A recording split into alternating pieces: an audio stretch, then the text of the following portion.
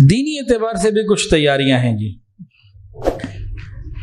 دینی اعتبار سے پہلی تیاری رمضان اچھا گزارنے کی ہم نیت کریں کہ رمضان ہم نے اچھا گزارنا ہے، جیسے ہمارے اکابر بڑے گزارتے تھے، رمضان میں وقت ضائع نہیں ہونے دینا، پہلے تو یہ نیت کریں۔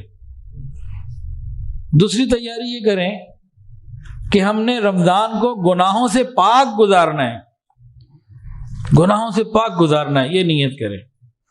تیسرا، ہم نے رمضان میں کثرت سے عبادات کرنی ہے۔ اس کے لیے ہمیں کیا کرنا پڑے گا؟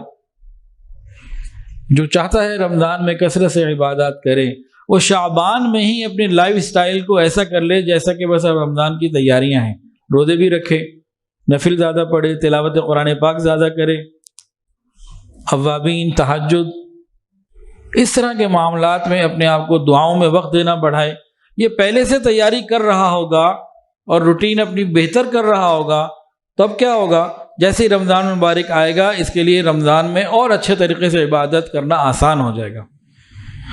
تو پہلے سے پلاننگ کرنی پڑے گی جی انشاءاللہ۔ حضرت جی کی دعاؤں کی کتاب ہے مناجات فقیر، وہ ہم منگوا لیں، وہ پڑھیں، حضرت پیر حافظ ذوالفقار احمد نقشبندی دعوت برکات العالیہ کی۔ اور حضرت مولانا اشرف علی تھانوی رحمۃ اللہ کی کتاب ہے مناجات مقبول، ان کتابوں کو لیں اور ان دعاؤں کو ہم مانگنا شروع کریں۔